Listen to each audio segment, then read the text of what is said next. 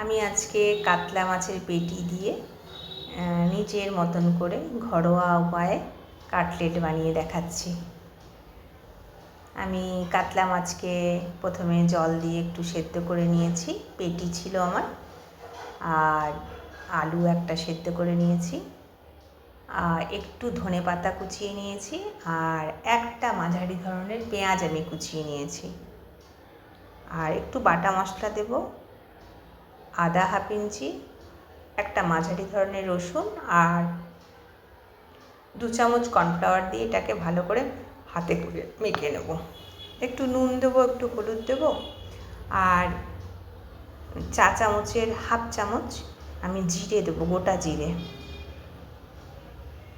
দিয়ে আমি হাতে করে এটা ভালো করে চটকে নেবো। আমি পেটিটা নিয়েছি কারণ কাঁটাটা কম থাকে, তাই অন্য পিসও নেওয়া যায় এটা।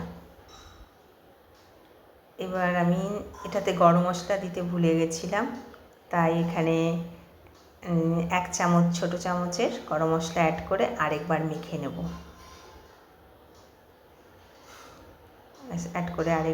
নেব। আমি ঘরেতেই ব্রেড ক্রাম্ব ফ্রেশ বানিয়ে রেখেছি। 3-4 টুকরো পাউরুটিকে আমি মিক্সিতে গুঁড়ো করে রেখে দিয়েছি, এটা একদম ফ্রেশ। এবার আমি এই মিশ্রণটাকে কাটলেটের আকারে বানিয়ে নেব। তার যেরকম গোল বানাতে পারেন, একটু লম্বাটে টাইপেও বানানো যায়, যেরকম আপনার খুশি সেরকম সাইজের বানিয়ে নিলে এটা ভালো হয়, তাড়াতাড়ি হয়ে যাবে। বানিয়ে এবার ব্রেড ক্রাম্বে আমি মাখিয়ে নেব। আমি এখানে যে 4 চামচ কর্নফ্লাওয়ার জলেতে গুলে রেখেছিলাম সেটা এবার এটার উপরে ব্রাশ করে দেব, আর একটু আমি সিমুইও গুঁড়ো করে রেখেছি, এটা উপর থেকে একটু আমি এটার উপরে স্প্রেড করে দেব। সিমুইটা উপর থেকে দিলে এই কাটলেটটা ভীষণ কুরকুরে খেতে হয়, ভালো লাগে। খুব বেশি সিমুই দিতে হবে না, এটাতে এরকম উপর থেকে একটু অল্প একটু স্প্রেড করে দিলেই হবে। আমি কর্নফ্লাওয়ারটা একটু উপর থেকে জল জল হলে সিমুইটা ভালো করে আটকে যাবে এটাতে, তো তেলেতে বেশি এই সিমুইটা ছড়িয়ে যাবে না, কাটলেটের গায়েতেই লেগে থাকবে। এবার আমি ফ্রাইং প্যানে তেল গরম করতে দিয়েছি, কাটলেটগুলো ছেড়ে দিলাম। মিডিয়াম আগুনে আমি কাটলেটগুলো ভেজে নেব।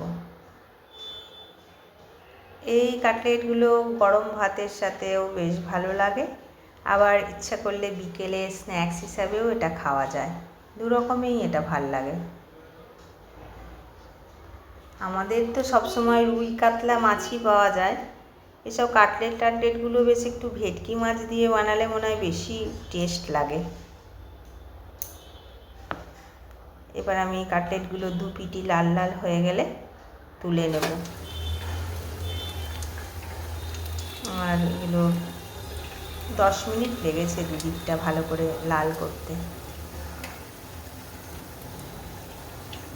আগুনটা একটু কম করে দিলেই, মিডিয়াম করে দিলেই এই কাটলেটটা খেতে ভালো হয়।